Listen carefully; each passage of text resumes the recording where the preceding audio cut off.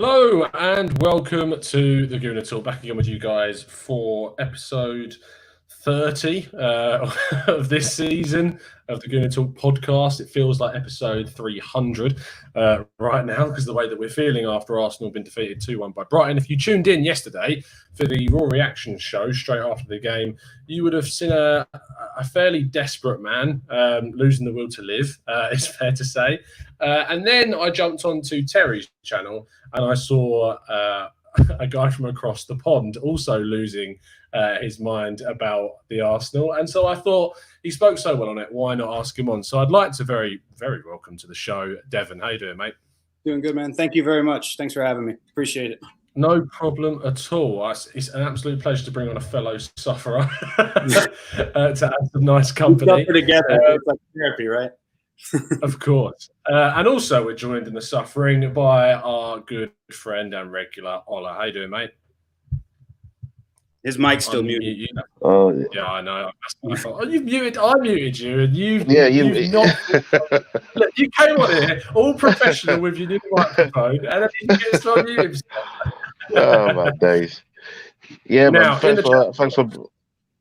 That's all right, mate. That's all right, mate. No problem at all. I should address this because Mems in the chat has asked, where is Wayne? Now, Wayne, if you're a long-time listener to the show, you'll know Wayne from way back in the day. And if you've been listening to the show for about a year now, you will know that if there's one thing I do is that I say Wayne's going to come on, and then about 20 minutes before the show goes live, he texts me saying the little ones aren't going to bed and I have to stay and sort them out. And unfortunately, that has happened again. However, Raf should be along very soon, fingers crossed. Nothing gets in his way of sorting it out. So we should have 3 on very, very soon. But even if we don't, we've got 2 fantastic people to talk about what happened. And we're going to try and give you a little bit more therapy than I managed yesterday. So let's sort of break this down from the beginning. It's not even worth doing it from the beginning. Let's just get some raw reactions of this. Devon, I'm going to start with you, mate. We've got effectively a team that's in complete disarray right now. Fans are turning exceptionally quickly, which I find still quite staggering, on Arteta. What are you making of the current situation, and how is your emotions about the Arsenal right now? Well, I said it yesterday. We chatted it yesterday.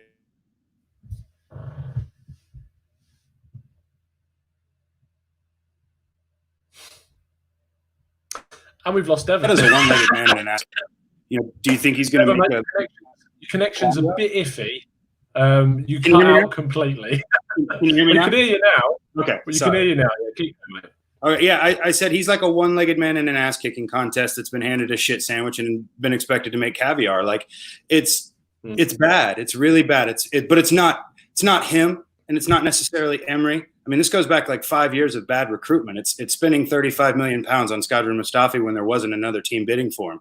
It's spending almost 40 million for Socrates. It's spending 40 million for Granit Xhaka.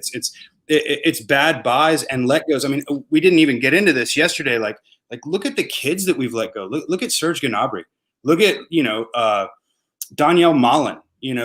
There's players, Mavididi. There's players that we've let go, whereas other clubs have activated release clauses like Sadio Mane from Southampton to Liverpool. It's like we've just made bad recruitment decisions, and it's biting us in the ass. And this mentality of go out and sign a big name so that we can sell a bunch of shirts is ridiculous, and it's really hurting us because I'm seeing us make the same mistakes all over again with, Thomas Partey. If we go out and we sign a 27-year-old that wants a 4-year contract and we're going to be in the same position in 3 years, we should have signed Abdoulaye Doucouré 2 seasons ago. Go sign Premier League players. Go get Ryan Fraser. Put your ego down. The guy's fucking free. Go get him. You know what I mean? Like, we need players. And honestly, like, everybody that talks this mess about like, oh, is it going to be, Ozil's contract and Aubameyang and all this, like, let him go. There's no player that's bigger than this badge.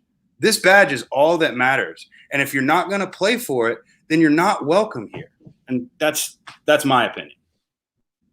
No, I couldn't have summed it up better myself. And it's exactly the reason why I got you on. Listening to some of the stuff you said yesterday, Just completely empathise with everything that I'm feeling. The players you talk about, the players that we let go, and I love the way that you use the word ego. The ego of the fan base, I feel, gets so frustrating. I would kill for Johnny Evans at this club, absolutely kill for him to be one of our centre backs. But when I suggested signing Johnny Evans a couple of years ago, before he went off to Leicester on a free or whatever it was, the backlash that I received from suggesting Johnny Evans, and now look at him. He's an if I told you you could get Abdoulaye Doucouré, Lewis Dunk, Tyrone Mings, and Nathan Ake for the same or close to the same amount of money that you spent on Nicola Pepe, would you not bite my hand off for it?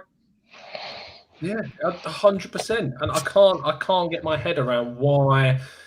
Ola, why? Talk to me about why. Why do you think it is that there is sort of this arrogance, shall we say, about, and to be fair, this isn't everyone. We're not talking about all Arsenal fans at all. We're talking about a proportion that whenever you talk about players like Johnny Evans, like Doucouré, maybe less so Doucouré, but more like Dunk and Ake, these players that I feel if they'd have come into the club right now, they'd be our best centre-back, 100%. But why is there this opinion around these players? Why are they so unfashionable?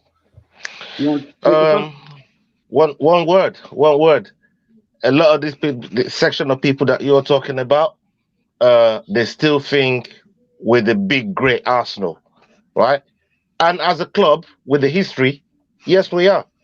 But as a club that actually move in transfer market, the way we've been moving in transfer market, we've not been moving like a big club.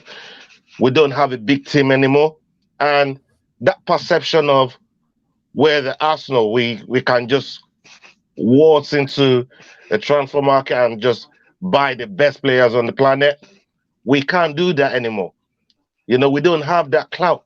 So the names of those players that you actually mentioned, these are hungry players. These are players that will break their neck for the cause. But we don't actually go for those type of players, and it's been a bugbear of mine actually, because if you go and look at it, say your Liverpools and even your Leicesters, these are the type of players that they've built the foundation of, their team around. And look what they're doing, because the mentality to fight to the end is still there. They know about earning the right to play. They know about doing the basics all the time and sticking to a game plan. And this is one thing. Leicester players re-sign with Leicester. I mean, look at Maddison re-signs. They get Pereira. They got Ndidi. These players aren't going anywhere. They have a solid manager and a team that supports them. And not just Leicester. Look at Wolves. Wolves is a very, very good example of the type of players that they're bringing in. They're not going for the top tier echelon, but a lot of those players together as a team would we've seen what they're capable of. And to me, that's the sort of player, because I don't think we're that club now to be turning our nose down on some of these very good Premier League players, because if we do that, we're gonna keep pittering money. Our recruitment has been so bad over the last decade. Let's face it, our recruitment has been so bad. And all right, through this window that we just had, I'd say Martinelli is a gem. It's a good one. But for every good player we sign, we bring 3 or 4 dead players in, and that's not good recruitment, because there's no growth.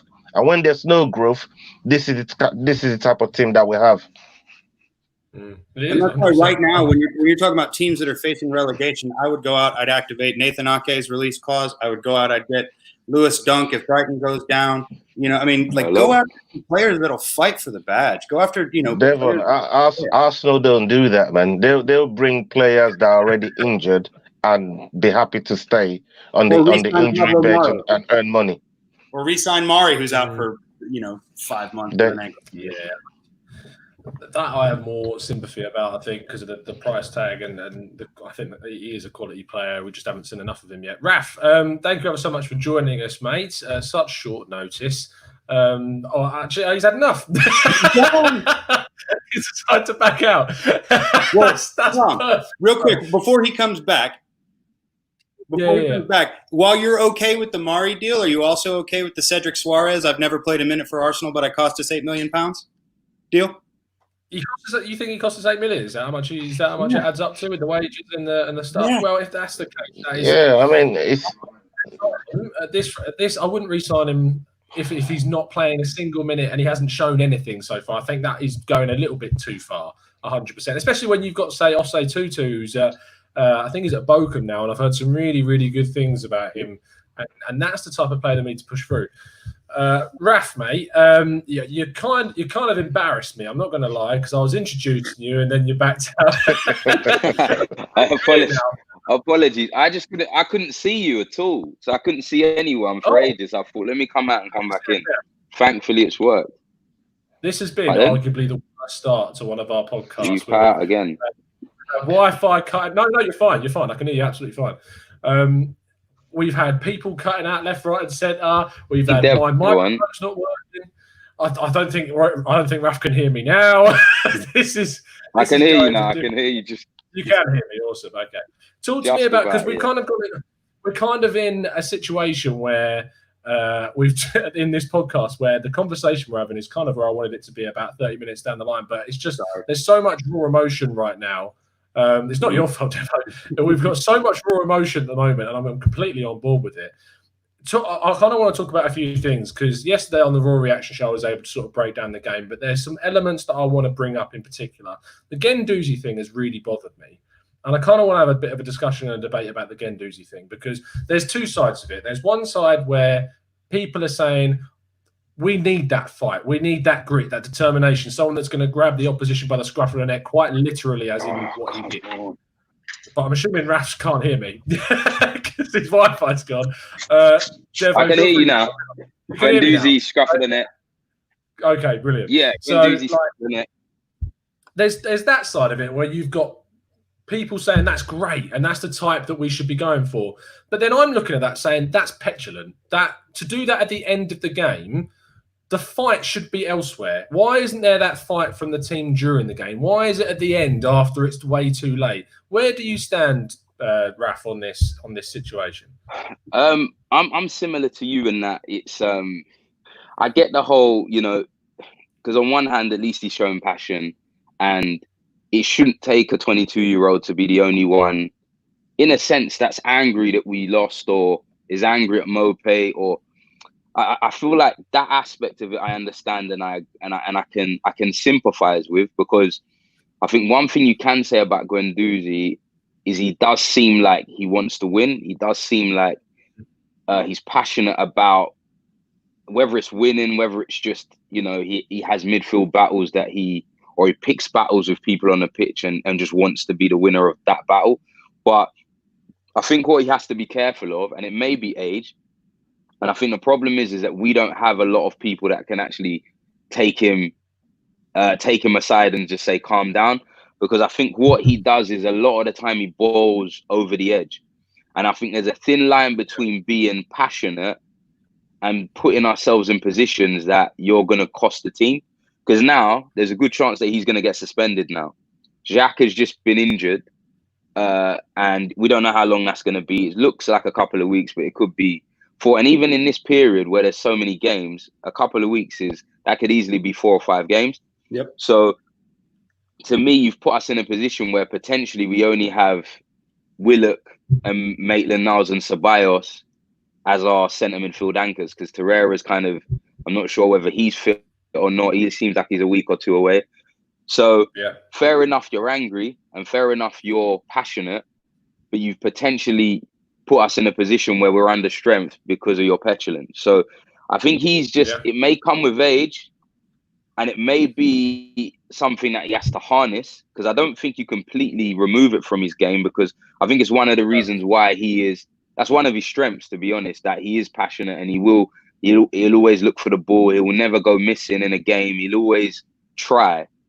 But I think he has to just calm down. And I think the problem with our squad at the moment is that it doesn't seem like we have many players that are on the pitch saying, all right, Matteo, calm down a bit, relax, you're going to get sent off.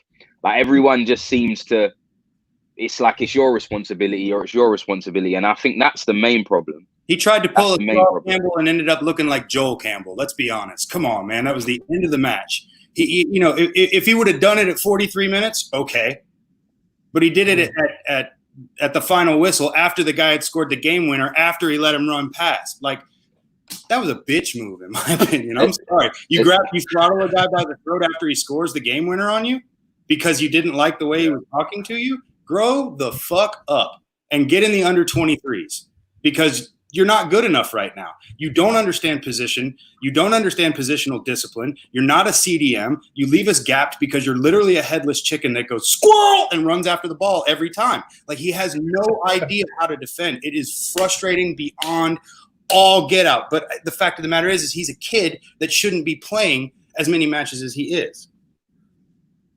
I think it's a tough one with that though, because sorry, Tom. It's a tough one with that though, because another argument could have been is if he grabs his neck 43 minutes, then he's sent off.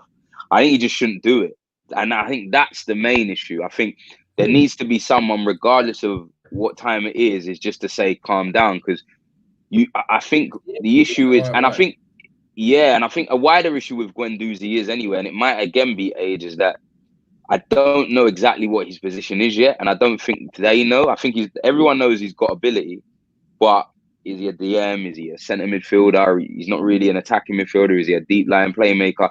He's kind of in between everything, so it makes the dynamics in the midfield a bit tough to play with him, because if you play with like a Torreira, then you're probably not as forward thinking. But then if you play with a Ceballos, you're a little bit weak and there's nobody that's taking responsibility defensively. So, I mean, I just think a lot of it is down to his age, and I think that hopefully will improve, but who knows? Yeah, it's going to be really interesting. I can't at the moment see a change. That's the scariest thing, is that I'm looking at a Southampton side on Thursday and who have just beaten Norwich, and they've got a striker in Danny Ings, who that again is, I'm thinking, I'm like, would I rather have Danny Ings in this squad than Lacazette right now? And I'm struggling to come up with an argument to say I wouldn't rather Danny Ings right now.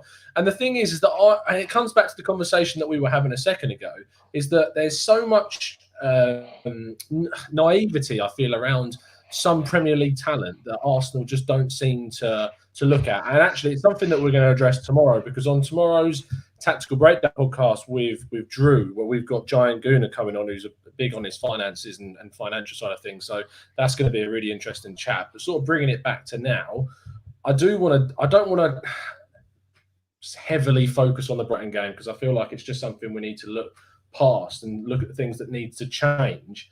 Ola, what is it for you? Where is Arteta's biggest challenge? What is it that he has to turn around? Is it a simple case of dumping out half the squad and reinvesting? Because I don't see that as realistic. I don't see that as something that you can just do in this world of football, especially with Arsenal's financial situation. What is it that Arteta's got to do initially before we can start to see real change? First of all, I want to wish Leno speedy recovery, because of obviously what you guys just mentioned earlier on. It looks like a bad injury and a headache for Arteta. When you look at the situation he's in at the moment, is in a tough spot, because will he get everything comes down to backing him from the hierarchy. Everything comes down to good recruitment. Everything comes down to being able to get rid of the deadwood that's been stuck at the club and just sucking money and finances and life out of the blood of the club. So for me, I think Arteta needs a break from Europe, if I'm being totally honest. And I don't know, maybe he knows that, maybe they're playing to it. Maybe I don't want to call the integrity of the game and say they're throwing games and they're losing games on purpose. But to me, it's almost like they're doing everything to stay out of Europe. And that would be good for Arteta, because he can then take stock, just play Premier League games every week, less injuries, take stock, get yourself back into top 4 position with a better team, with very good investment behind him. He needs backing. And if he's able to get that backing, stay out of Europe for one season, which it looks like, it's probably going to happen. Let's be honest. I don't think we're gonna get into that top six. And if that happens, it gives Arteta more of a chance to actually work with the team week in, week out on a Premier League basis. Because if you look at the other guys that's kind of newish into management, at least in Premier League management, which is Lampard, Solskjaer probably had a little bit more than him, but I look at those three as like the newbies of managers that's played in the Premier League, and they're actually looking after big clubs in Chelsea and Manchester United. So when you look at what the task that Arteta has got at hand right now, he needs that break away from Europe to take, to take stock and work with the team properly. And that way, then he knows where to go with it. He knows who's interested, who's ready for the cause, who's ready to fight. And some of these players that Devon mentioned earlier on, I think will be fantastic for that type of project to get us to the next level where we can start at least competing in Europe again with some grit and a much tougher mentality. So that's how I see, that's the pathway that I see for Arteta right now. But everything starts with backing. He needs to be backed. He also needs to get rid of some of these bad contracts. We have so many mediocre players on 75,000, 80,000. Saad Kolasinac on 120,000 pounds. Well, why? Why do you pay? Cedric Suarez is a perfect example of wasted money. David Luiz is wasted money. Socrates is wasted money. Like, what are we doing? What is our plan? Why do we go after these players that are way past their prime? And when did we become Agent FC? Like, why does Kia Why does Kia your option get to dump his crap on us while other players, everything that I hear about potentially Coutinho, he's not coming here. He's even said outright, I want to go back to Liverpool. Like, stop dumping your crap on us, Kia. I bet he wants to go back to Liverpool at the moment. I wouldn't blame him for that at all. The agent thing really, really bugs me, because when it really annoys me, because I saw someone, I can't scroll back far enough to get the comment up, but someone talked about Sven Mislintat in the chat. And when we brought in Sven Mislintat, I thought that was a sign of Wenger's going. Wenger was a guy that could identify young talent. And yes, the second half of his tenure, he didn't do that as well, and he didn't really sign the right players. He made quite a few mistakes, and that happens as you get towards the end of your career, as he was. But I thought when we brought in Sven Mislintat that we were getting the best, not one of the best identifiers of footballing talent in Europe. Mm-hmm.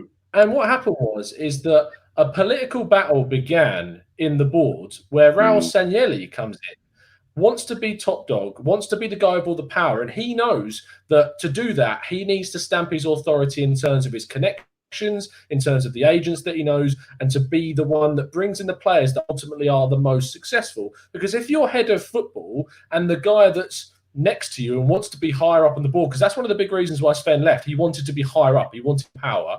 And I would have given it to him, quite like Monchi has at Sevilla, for instance. The issue is that Raul then went out, got his contacts, got his agent players in, and they just haven't performed because he was expecting them to come in and do really well and make him look great. The difference is that the players that Sven Mislintat bringing in, Mavropanos looking really, really promising. You had Aubameyang, obviously, that Sven was massively involved in that deal as well. But the players that Raul was looking at, like Ivan Perisic, for instance, that didn't turn out in that January a year ago or so. And then you've got other players that we're getting, like Cedric, as Devon brought up. Dennis Suarez is a massive one. That was the weirdest deal ever. I don't really understand the thinking about that. He was hurt when he came here. Yeah. Again, another player that was injured when we signed him. The Cedric thing, as an idea, made sense because we needed competition at right back and he was free. The reason why it didn't make sense was that he was already injured when he came. He's got injured again. I know it was a facial injury and that's quite fluky, but it's just very Arsenal at the moment. we just don't seem to know what is our board. I don't know, we very much clearly do know what's best for this club, and the players that we're coming up with the names, clearly these are the guys that we should be looking at. But I still just can't see Arsenal doing it. I cannot see Arsenal this summer going out and signing just anyone from the Premier League. We target these teams from abroad, and yes, I understand there's some amazing talent abroad, but we just don't sign proven Premier League talent anymore. And it's so frustrating. And Matt Gray, I wanted to highlight this comment, one of our members. He says, if we stay out of Europe, we'll have even less money to spend in the summer to get the players we need. Devo, it's very... sorry, I've called you Devo. I just realised what I did there. I'm used to it. Terry's branded me now. I'm used to it. So I'm so sorry. Devon, when we're talking about like the summer, it's looking increasingly likely that we won't even get European football at the moment. I'm looking at Sheffield United, and I know they lost today. A lot of that had to do with obviously Egan's red card. Yep. I'm looking at Wolves. I'm looking at Leicester. Chelsea improving with the likes of Werner, Havertz possibly coming in. Chilwell they're looking at. They've already signed Ziyech. Like, I'm looking at these teams, even Spurs, that do some really good transfer business. You just have to look at Steven Bergwijn to see how good they are. It's like, we're in such a terrible position, and to be out of Europe completely, where do you see us in the next 3 years, realistically? Mid-table and below. I mean, 8th to 12th, maybe. It's going to take significant investment, and Kroenke's going to have to put money in, and he doesn't. So I said yesterday, the real hope is that his stadium in LA continues to tank. So I think that was like 2.3 billion estimated, and it's up over 5 now. So I hope that his asset in LA continues to tank and that he's forced to sell. But then again, he's married to Sarah Walton, so it's like money's not really an object, and these sports teams are play toys to him. He owns the Rams, he owns the Denver Nuggets, he owns the Colorado Avalanche, he owns the Colorado Rapids, and he owns Arsenal outright. You know what I mean? So what's $1 billion to a guy that's got hundreds of, way more money than he needs? So, what do I think needs to happen? I've said it before. I think there's going to be teams that are going to get relegated. They're going to have a lot of talent. If Brighton goes down, go get Dunk. If Watford goes down, go get Doucouré. If and when Bournemouth goes down, go get Ryan Fraser. Go get Nathan Ake. And you know what? You may hold your nose at some of those names, but those players bang goals or keep goals from going in. Go get a Dayan Lovren. Go get players that you would otherwise turn your nose up. I'm here in Atlanta, Georgia, and how much better would this team be with Miguel Almiron in the middle? He's better than any central midfielder that we have.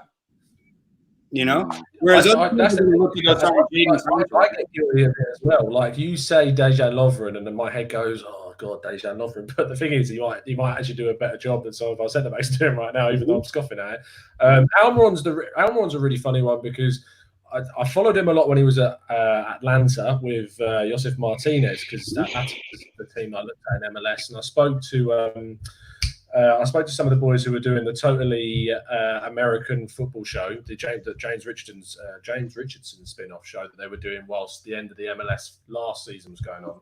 And they really talked about how Almiron was this guy that could come in and really smash the Premier League. And he definitely struggled at the start, for sure, and transition from the MLS, which is a very still developing league, to the Premier League is going to take a long time. But now, ever since he started getting a few goals, there's dynamism in the guy, there's drive, there's a clear fight to want to succeed. And those attributes are things that we lack. So while some people might scoff and say, "Oh my God, Almiron, he's barely made a dent in Newcastle," but the thing is that it's the mentality that Arsenal need to look for in players, not just in what they've done at the club. It's the drive and the fight to succeed that Arsenal need to look at in those players. I watched him at Poro Sertano, and then I watched him here in Atlanta United literally run his legs off. I mean, the dude blew out his hamstring running, 150% in a game we were winning 7-0. So, I want players like that. I want players that put on this shirt and it means something to them. It's more than a paycheck. So, I would look. There was a comment down there that was brilliant. Max Aarons from Norwich, and you know what? I'm not big on on signing older players. I would pick up Max Aarons, and I would if Norwich goes down, go get Pookie. The guy scores goals in the Premier League. Go get these players and pair him with Martinelli and have a team full of English Premier League experience. with some youth. We've got Emil Smith-Rowe, we've got Tyrese John-Jules, we've got Zach Medley, Emil Smith-Rowe, the Willock. We've got a lot of youth. Play it with some better pros, some pros that have established themselves in the Premier League, and I think that we could be a better club. Yeah, I can't disagree with you. Ola, let's bring you in on this sort of next conversation about. Hold on. Before everybody knows, this is art. This is wall art. This is not my hair. I saw that comment in the chat. It makes you look like you're some sort of saint with behind you, which is quite impressive. Ola, when we're talking about sort of the age profile, this is a big thing that I talked about yesterday on Terry's show and on the Raw Reaction show, is that even Thomas Partey, and Devon touched on this earlier, even Thomas Partey is someone that is the wrong type of player for us to go to in terms of age. Don't get me wrong. I love Thomas Partey. He's a fantastic footballer. He's brilliant. He's a destroyer. He can play in multiple central midfield positions. He's actually misunderstood by a lot of people who think he's like a defensive midfielder or whatever. But he is turning 27. He's going to sign, if he does, a 4 or 5 year contract, which would leave him over 30 once that contract is up. Another player that has either a situation where he has to sign one more big deal, or he probably will run it down to 1 year left and then leave for, say, £20 million rather than the £50 million that we bought him for. And we're selling at a loss again. Or he leaves for free at the end of the deal.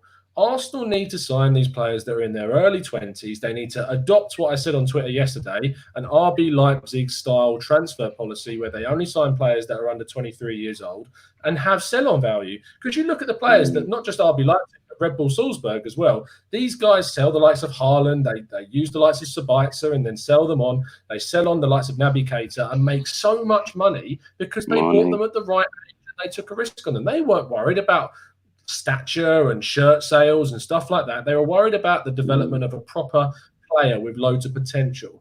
So, but my question to you is how realistic is this to see happen at Arsenal over the next half decade or so? Not very realistic. I mean, the people that we got up there, it don't look to me that they're designed to do business in that way. And right now, what we're doing is messing with super agents. We're starting to, pardon my language, but we're giving agents and powdering their nose right now just to get some certain players in.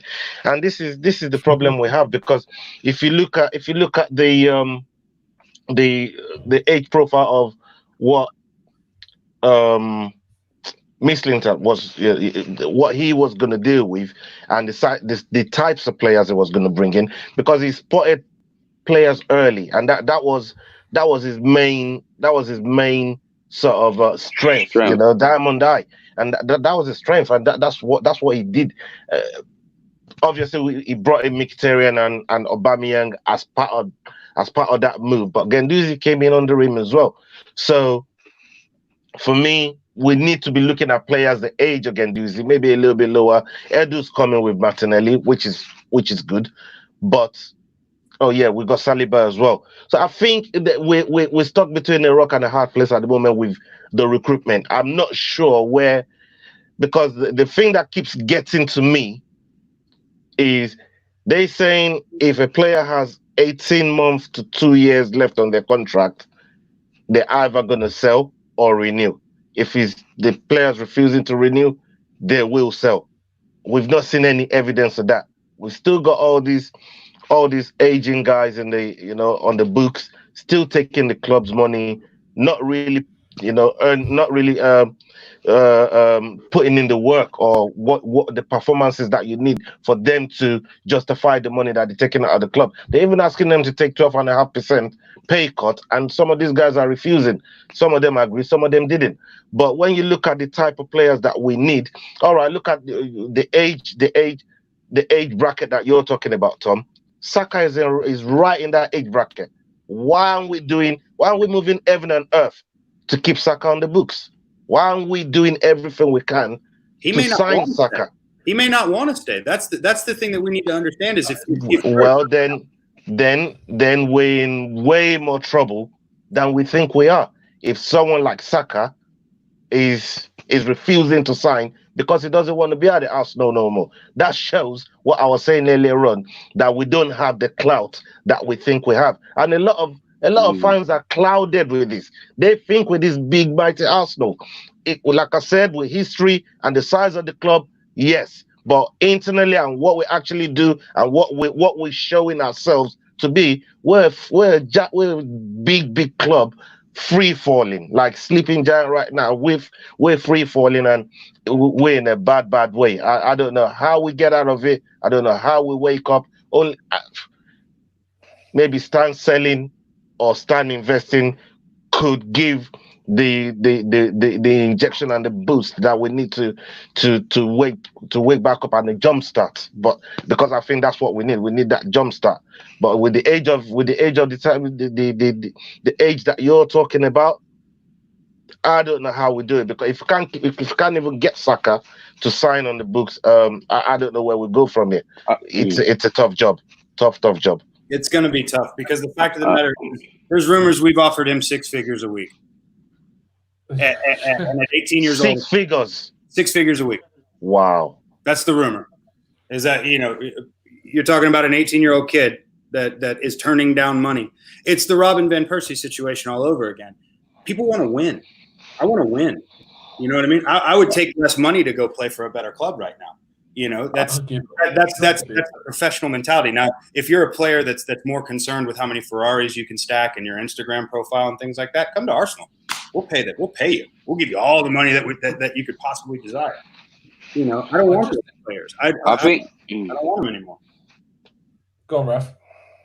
No, I was gonna say, I don't think like personally, Saka, I'm pretty sure he'll sign. I don't think it's necessarily just about the fact that he's not gonna sign, but I think it still brings a problem for me in that I understand some of the the older players, or because I know there was a thing even from when Wenger was here, there was this whole waiting and seeing, and I think from the bottom of my heart, Arsenal wait until a year because they don't want to pay people pay rises until the very last minute. But what's happened is that it's messed them up in the sense that then you don't realize that it gives other players power. So it gives a player power if he's got a year left. But I think Arsenal are doing it only based on the fact that they don't want to give. So say, for example, Aubameyang, they would have given Aubameyang what he probably would have asked for 250, 300 grand a week. That means that's another year of paying him 250 to 300 grand a week.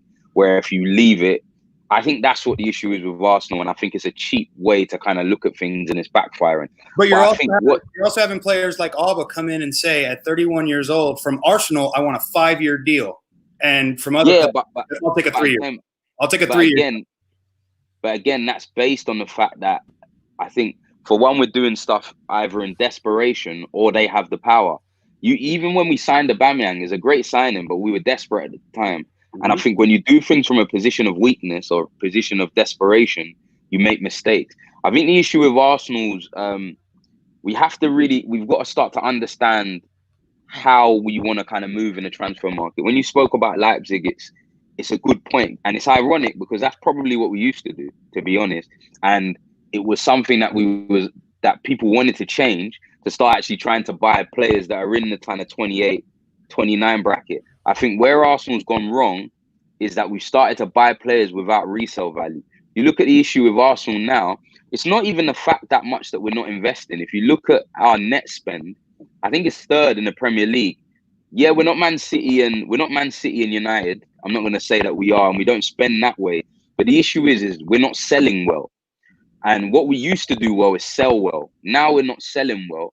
So the issue is, if you look at our net spend and you look at the players actually going out, Ramsey, Welbeck, Wilshere, you could have probably got 80 to 100 mil out of those players, out of those 3 players, and we got 0. Sanchez, Ozil. We're doing what we're not doing is we're not protecting our assets and we're not selling well. So the net spend is high, even though we're not actually buying the amazing players or the biggest players in the world. And then also, we haven't bought well in the last. So when we bought big, we actually haven't bought that well. So you look at the Mustafi, Xhaka. I still think Pepe will do well, but you look at Pepe, you could group him into that. You look at Perez. A lot of those players we haven't actually bought well. If we bought well at that time, okay, for example, we bought Kante instead of Xhaka, you might be looking at 70, 80 mil instead of now Xhaka, who if you sold him, you might get less than what you bought him for. Yeah, so I think what we've got 22.5. Hertha wanted him for 22.5 with a couple exactly. And Mustafi's a bigger one. You probably get 10 to 15 mil for him when we paid 35. So I think our transfer policy in terms of identifying prime players needs to change. And we do need to start buying younger players who have a better resale value. But again, it boils down to our recruitment. Mislintat was good for that. Edu could be. We could look at the Brazilian market, for example, and find gems within that market. But we just have to be proactive in doing so rather than like Gilmaresh, for example, looks like a star at Lyon. We were linked with him for ages, didn't buy him. Now he's probably going to go somewhere else for 50 mil. But yeah, I won't. Let me not go on. I could go on for ages. But I think we just have to improve the way that we do things. Hosam Aouar at OL or Eduardo from Celtic. I mean, these are buys that could have been made. Virgil van Dijk went to Southampton from Celtic for what, 12 million. Yeah. You know? So I mean, like, and those deals are so frustrating because Virgil van Dijk, we should have signed him from Celtic. We were linked to him. We were linked with him for 2 years. Yeah, we were too afraid. And I mean, Victor Wanyama obviously went off to Spurs and maybe did it to a lesser extent, but he was a CDM that did a decent job for both Southampton and Spurs. And we needed him at the time and we didn't go and get him. And I know a lot of people don't like talking about players that ended up signing for Spurs, but if we're being really real and really honest and we're putting that stuff to a side, like you need to be so real about what Arsenal should have done. And you need to be real with yourself in a way because I've been guilty of it. I'm so guilty of turning my nose up at players that ultimately go on to do really well. And it happens too often. Mane was just like begging to be bought. Yeah. 27 release clause. It's crazy. And like there's another one, and I saw someone bring up in the chat, another Red Bull Salzburg. I know everyone knows that they're a sort of team that I look at all the time. Is Jobber. You knew exactly what I was going to say. But it's just this kid, he's so good. Like I can't put into words. If you watch Red Bull Salzburg play, he is the strings, he scores goals, he creates chances, he is the blood of that side. And he's so young and he's influencing them so much. And there's just no links. I'm not seeing any links. And Arsenal get linked to everyone. And I can't even see anything that's anything concrete. There's like little ones here and there, but they're not anything that's real. And it's so frustrating that we're not getting linked to some of these players. It's just the issue. The issue is though, there's so many of them. Like I'm not in the thing where you can, like, if you miss out on the one player, then everything's done. You look at the strikers, for example. You look at Edouard, you've got Malin, who was obviously an Arsenal player. You've got Boadu, you've got Jonathan David. You've got so many players in that bracket that you probably could still go out and buy one of those. And they could equally do as well if you got Oshinen at Lille. There's so many good players at the moment in different positions. You just have to... I just think it's the scouting, it's the recruitment, and it's just being proactive. The thing, even when you look at Chelsea, for example, Chelsea have been proactive in the fact that they buy a lot of these players, and even if they don't make it, they at least sell them on for more than they bought them for. They put buyback clauses in. You look at what's the other? They got a winger now that's at Sassuolo. I forgot his name, but for example, he's a perfect example. Bought him young. No, it's he was at Chelsea. I'll figure the name. Don't worry. It will come to me in a minute. But they've bought him. He's gone to Sassuolo, I believe, doing really well, or one of those clubs. They had a buyback clause for change. They didn't take it up, but we just need to start doing that. We need to start buying well. We need to start investing well from young and being proactive in the market. At the minute, I thought we were, and I thought Saliba, Martinelli, I thought it was in good stand, but then again, thank you. That's just weird kind of signing. Cedric, I understood it; it made sense for cover, but again, it seemed a bit like a Kia direction backhander. There's a couple of those. Even Mari, it's like it could have been a good signing. It looks like it could be if you're looking at the market well. But how much is it like favors and stuff? We just need to really be careful that we don't just become a club that people are just moving their moving parts around just because we got good relationships. It's like I just think it's Bogart, Jeremy Bogart, exactly him. But yeah, if you see him now, he's lighting it up at the minute, and I just think that we need to start being we just need to start being proactive. We just need to start being a lot more proactive. So, Raf, I mean, a lot of those goes to show with the data, with the analytics thing that we try to go with, which is going to identify a lot of these players. But we now got people in charge, which is one of the reasons why Miss Litat left the club, because we now got people in charge that want to sign players based on golden handshakes and contacts and powdering people's noses. You know, we can't do business we can't carry on doing business like that. We've got to start looking at finding the gems early. We're in a situation now where we're increasingly looking like a club that's got nothing to offer all the top tier talents for them to come to us. We're not going to offer them the money. We're not going to offer them the ambition, because Arsenal's not showing any of that.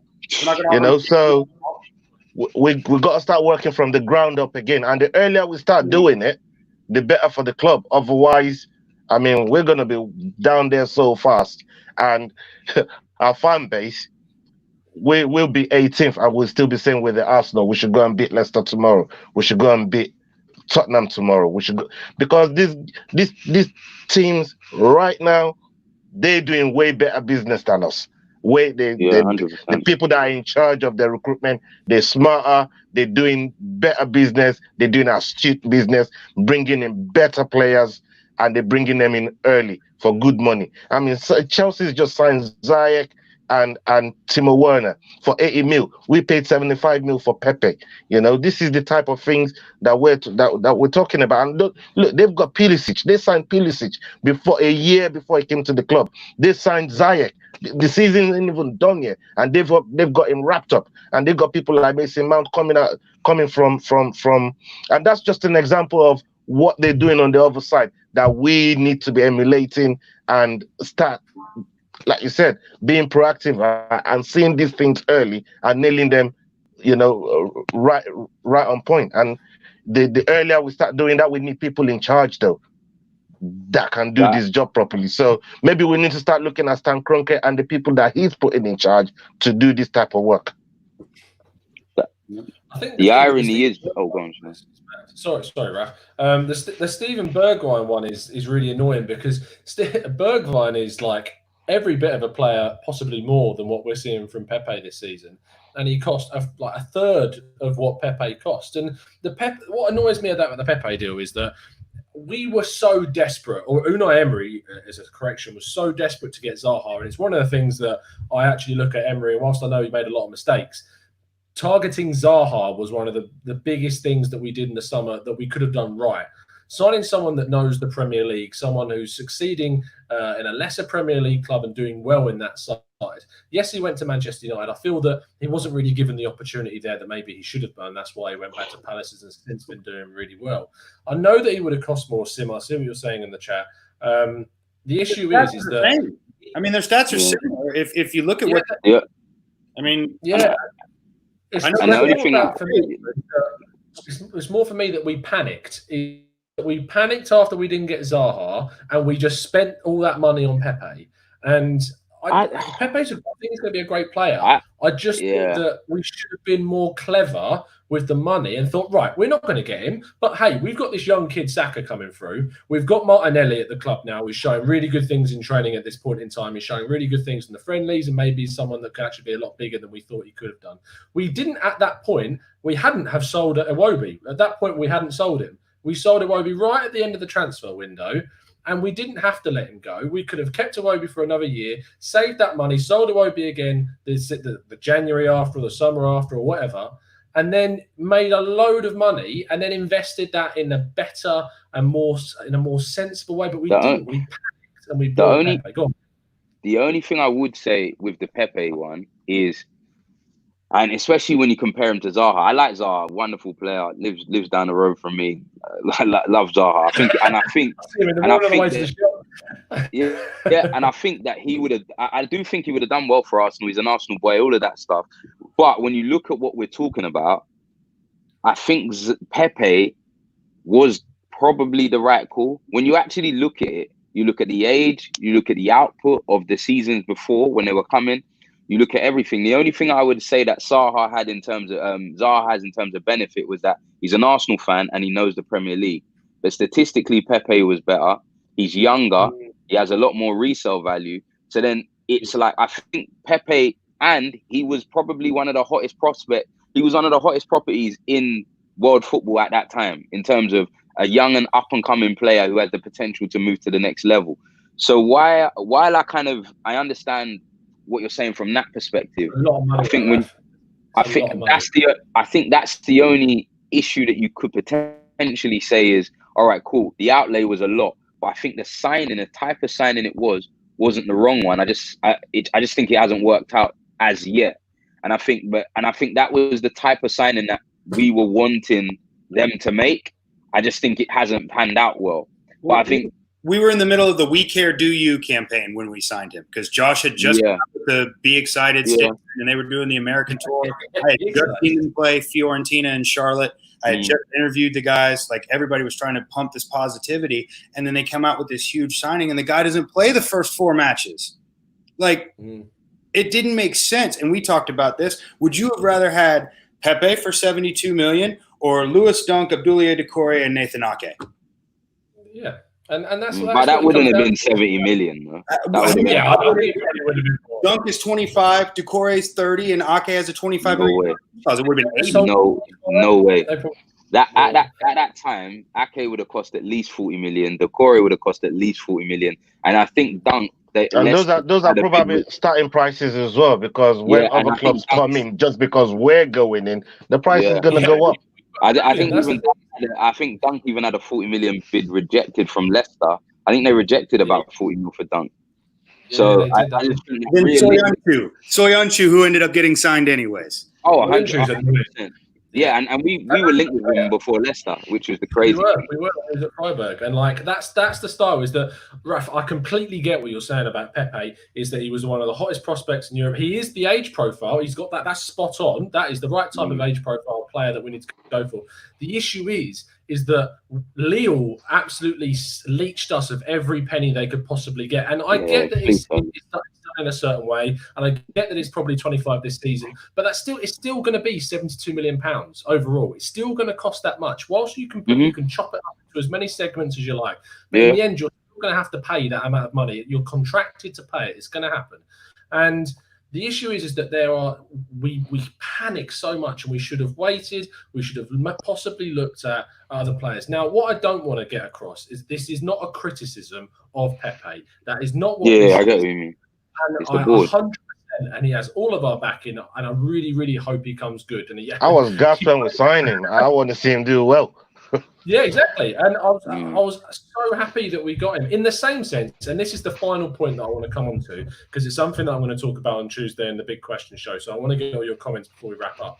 Is that, and I said it when it was great to get the opportunity to talk on 5 Live yesterday with Chris Sutton, of all people, about this. And I said that when we signed Aubameyang, we signed him when we had Lacazette at the club already, and we spent 60 million. Now, I want to raise the same point that I'm raising about Pepe, is that Pepe's a fantastic player. He's clearly got all that potential in the world. Aubameyang, already proven, goal scorer, fantastic. The player that we arguably should have signed instead of Lacazette, if he was going to be available 6 months later, we should have probably signed him instead of Lacazette. But we've got Lacazette. Agree. And we then went and sold Olivier Giroud, who's gone off to Chelsea and has probably continued doing what he was doing at Arsenal. He cited the fact that he was sick of not getting enough playing time, and then weirdly moved to Chelsea and has had a similar issue in getting playing time, and now it's only starting to come good for him. But the issue I have is that I would so rather have seen us keep Olivier Giroud at the club, not got in Aubameyang, and actually spent money in the areas that we needed to. But in fact, what we did is we signed Aubameyang, and then we created a problem for ourselves. We created an issue where Wenger was being asked immediately, how are you going to get Lacazette and Aubameyang to the same team? Oh, okay. Well, what I'm going to do is I'm going to play Aubameyang on the left. Okay, we're going to play Aubameyang. Well, why didn't you spend that money on a winger instead, rather than spending it on a striker and then moving him into a position where he's less effective? Or why didn't you spend the money? Sorry, say that again, Devon. Sold a shitload of T-shirts, though. He did, yeah, and that's the point we keep coming back to, is that they sell shirts. But the point is that we've now got a situation when we moved into the left-hand side, and then after that, right, okay, what can we do? Well, we can play them both at striker in a 4-4-2. Okay, we're now playing a system in which the opposition work us out so easily. They disconnect the midfield from the striking, and in that way, they just completely shut off all service to our front two, which effectively means you're then playing with 9 men, because we've got no way of getting the ball to the front two, and there's no number 10 because you're having to play with a flat middle 4. It's just so frustrating that we decided to go in for Aubameyang when we should have gone for a midfielder that was going to really lock us down, or a centre-back that was going to defensively improve this. So anyone feel free to come in on this point of that situation. Go on, Ray. I think with that though, I think it's all kind of like, again, it's like revisionist history to a degree, because Giroud, while I think Giroud was a good player for us, Giroud and Lacazette couldn't be trusted to get 20 to 30 goals a season. It's just as simple as that. There was a load of opportunity. That was the case. Yeah, no, but I'm saying, me personally, my theory on Lacazette is that Wenger didn't really want Lacazette personally. I think that in the way that he kind of played him, in the way that he didn't play him for a long period of time. He had the 12 goal drought in Wenger's season. He was a little bit. He'd always take him off for 70 minutes. I don't know if he ever. We were linked with Lacazette for years and years, and I think Wenger wasn't really convinced of him. And I think he bought him at that time because it was like, okay, we need to get someone in. The Atletico deals fell through. He's there. We know what the price is. Let's just go for him. That's what I think. So when I think he saw someone like Aubameyang, I think he's thought, Alexis is just gone, and Aubameyang's available and is guaranteed class. While I don't necessarily think we should have got both of them, I think at the time he didn't feel that they could both be trusted. And I think Giroud had just got to that place where it was like, is he ever going to get any better than what we have? Is he ever going to get more than 16 goals in the Premier League a season? Probably not. And even at Chelsea now, it looks like he's done okay, but in reality, he's hardly started. And again, he's not. You can't trust Giroud for the whole season to lead your line and to get you 20 to 30 goals a season, in my opinion. And I think that's why he was good. Quickly, is in my mind then, I'm thinking, you're right, Olivier Giroud's not going to get any better at that point. We signed Lacazette, and we signed it because effectively we needed to bring in someone that was going to score goals for us, because we were dropping in goals. Theo Walcott was, at this point, not really invested, wasn't really improving or scoring goals either. Now, since Lacazette and Aubameyang have come in, Arsenal have, and there's no question about this, declined. We've gone backwards and we've regressed. In that moment, if we'd have kept Giroud as our striker and he carried on scoring, say, 15, 16, between 15 and 20 goals a season, right? That's probably about what he would bring you. And instead of signing Lacazette, we signed a £50 million centre-back or a £50 million deeper midfielder. Thomas Partey 3 years ago. Yeah, or bought Thomas Partey at that point. And that's exactly the year and the period that I said we should have bought him. Yeah. Do you think this would have been different, or do you still think we would have gone down the same track because we wouldn't have had enough goals? I think our issue's always been we plug one position and then we don't plug another. I think we've always been, if we have two more players, we'd be this and we'll be that. We needed wingers. We had no wing. We had no goals from wide areas. Then there was a time when we didn't get enough goals up top. We used to create a lot of chances and miss. If you remember that time, that period, that Wenger period, we would create chances and just fluff them and then lose. Then we obviously didn't plug the defensive midfield gap or centre back, but it was probably based on the way that Wenger was playing. Wenger didn't want a conventional defensive midfielder. He wanted a deep line playmaker because it's like he got obsessed with Barcelona and Busquets and then just wanted to replicate that. But obviously in the Premier League, that's just not going to work in the same way. But I think we would have just ended up missing in another area. I think that there just needed to be a systematic change. And ironically, when we started buying more big, quote unquote, big players or big signings, it's like we got more lopsided in the way that we approached the game and it's gone backwards as a result. But I think even if we bought a centre back at that time, I just think we would have just missed out on goals personally. So I got why he signed Aubameyang. I thought it made us a bit lopsided because you have to play Lacazette and Aubameyang if you paid that much money for them, and we're playing 4-2-3-1. But I can understand why he didn't completely trust Lacazette. And I think it's proved to be right. Lacazette's another striker that doesn't score 30 goals a season. Timo Werner costs Chelsea less now than we paid for Aubameyang 3 seasons ago. But Aubameyang's better than Werner, though. Oh, come on. At the moment. Right. I think I would agree with Rafa now. I would say he's a better striker Aubameyang's now. better than Werner, 100%. But you're gonna say that for the next 5 years? Yeah, but we didn't buy Aubameyang. We didn't buy Aubameyang today. We bought him 3 years ago. With the hope of extending him now. So we're going to try to potentially extending him. But I think even from what we've bought him for, Aubameyang himself hasn't been bad. The problem has been our business, but not the fact that we bought Aubameyang. He's one of the best strikers in the league. I think Werner's a very good striker, but he's not better than Aubameyang. No, the business end is what I'm saying. I mean, like Chelsea can go out and sign the top striker on the market for less than what we paid for a guy 3 years ago that's holding us over the barrel, telling us that he wants a 5-year deal where he wants a 3-year deal from other clubs with UCL with Champions League. But it all comes back down to what Chelsea is able to offer in terms of ambition. Look at last year; they won the Europa League with Giroud, right? With Giroud in their team. And that's the irony here. And at the time when we signed Aubameyang as well, we went to play at Atletico Madrid. I mean, Aubameyang could not play in Europa League at that time.